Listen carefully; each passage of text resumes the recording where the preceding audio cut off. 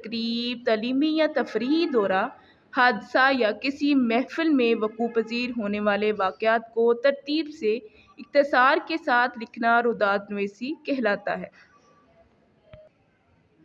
یوم دفاع ہر سال 6 ستمبر کو پاکستان میں بطور ایک قومی دن منایا جاتا ہے۔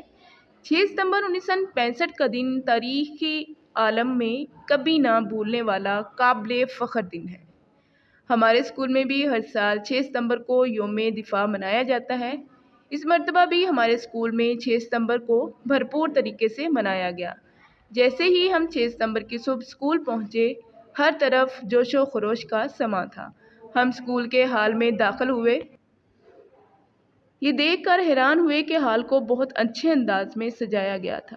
کچھ دیر انتظار کے بعد پروگرام کا باقاعدہ آغاز کیا گیا۔ سب سے پہلے تلاوت قرآن پاک اور پھر نعت رسول مقبول پیش کی گئی۔ پھر وطن کے شہینوں کو خراج تحسین پیش کرنے کے لیے ٹیبلوز پیش کیے گئے، جس میں 6 ستمبر کے منظر کو پیش کیا گیا۔ تقریب کا اختتام قومی ترانے پر ہوا۔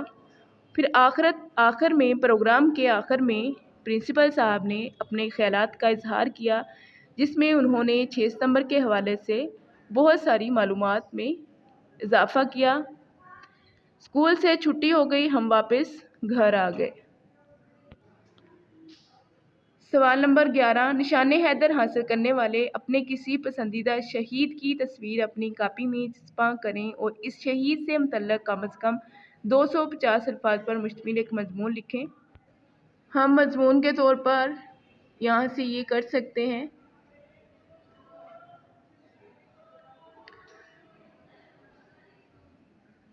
12 دسمبر 1971 کو سقوط ڈھاکہ کی المناک خبر نے پاکستان کو بے چین کر دیا۔ جنگ کے مغربی محاذ پر 17 دسمبر 1971 کو شام کو 7:30 بجے جنگ بندی پر عمل ہونا تھا، لیکن دشمن نے پیش قدمی کر کے پاکستان کے علاقے بستی پل پر قبضہ کر لیا۔ اب اس کو دشمن سے آزاد کروانا پاک فوج کے جوانوں کے لیے ایک چیلنج بن گیا تھا۔ لاسٹ ٹائم محمد محفوظ نے اپنے ہتھیار کا جائزہ لیا اور سپاہی ثناء اللہ کو تھپکی دیتے ہوئے کہا کہ گھبراؤ نہیں، ہمارا دشمن بزدل ہے، ہمارے حملے سے پہلے ہی بھاگ جائے گا۔ اگر اس نے ٹھہرنے کی جسارت کی تو ہم اس کو شکست فاش دیں گے۔ صبح کے 5:45 بجنے والے تھے۔ اگرچہ طلوع فجر کے آثار ظاہر ہو رہے تھے، مگر تاریکی پوری طرح چھٹی نہیں تھی۔ جوان اپنے ہدف پر نظریں جمائے محتاط انداز میں آگے بڑھ رہے تھے۔ ان کی نگاہیں سامنے تھیں اور ہتھیار کا رخ دشمن کی طرف، تو انگلیاں لبلبی پر تھیں۔ گاؤں کے قریب ایک خشک نالہ تھا۔ تاریکی کے سبب کسی کو بھی اس نالے کا علم نہ ہو سکا۔ پیش قدمی کرتے ہوئے جوان اچانک نالے میں گرنے لگے۔ جوانوں کے پاس مشین گن تھیں۔ لاسٹ ٹائم محمد محفوظ جو ایک ہی چھلانگ میں نالہ عبور کر گئے۔ نالہ عبور کرنے میں دوسرے جوانوں کی مدد کرتے رہے۔ اس نالے کی وجہ سے بڑی مشکلات پیدا ہوئیں۔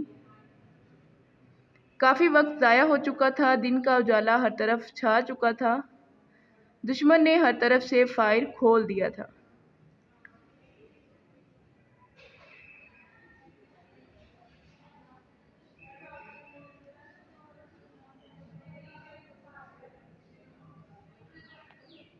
لاسٹ محمد نائب محفوظ رنگ کے آگے بڑھنے کی کوشش میں مصروف تھے۔ وہ بپھرے ہوئے شیر کی مانند جلد سے جلد اپنے شکار تک پہنچ کر اسے دبوچ لینا چاہتے تھے۔ دشمن نشانہ لے کر ان پر گولے پھینکنے لگا۔ گولے ان کے قریب آ کر پھٹنے لگے، مگر ان کی رفتار میں کوئی فرق نہ پڑا۔ ایک گولہ ان کے بالکل قریب آ کر پھٹا، جس سے وہ شدید زخمی ہو گئے۔ ان کی مشین گن ناکارہ ہو گئی، مگر لاسٹ نائب محمد شہید نے اس کی کوئی پرواہ نہ کی۔ انہوں نے رینگتے ایک شہید ساتھی کی مشین گن حاصل کی اور اسی حالت میں آگے بڑھنے لگے۔ ان کے ساتھی صوبیدار اکرم اور کیپٹن فضل نے بار بار آڑ لینے کو کہا، مگر وہ تو جیسے طوفان کے آگے جھک کر اور آڑ کے پیچھے چھپ کر جینے کے قائل ہی نہ تھے۔ محمد محفوظ کی شہید کی ٹانگیں شدید زخمی ہو چکی تھیں۔ یوں لگا جیسے کسی غائبی طاقت نے انہیں سہارا دے کر کھڑا کر دیا ہو۔ دشمن کی گولیوں کی ایک بوچھاڑ ان کے سینے کو چھلنی کر گئی، مگر وہ اس حالت میں بھی دشمن کے مورچے میں کود گئے اور دشمن گن مین کی گردن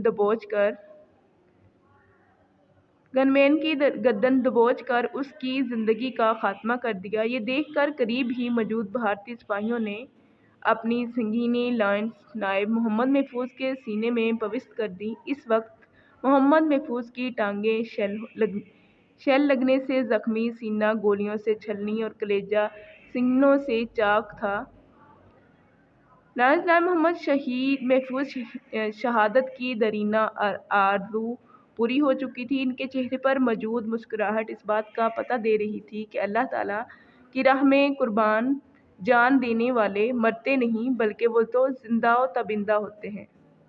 18 دسمبر 1971 کو شام 5 بجے فلیگ میٹنگ کے دوران میں بھارتی کمانڈر لیفٹیننٹ کرنل سریش پوری نے بھی محمد محفوظ کو خراج تحسین پیش کیا۔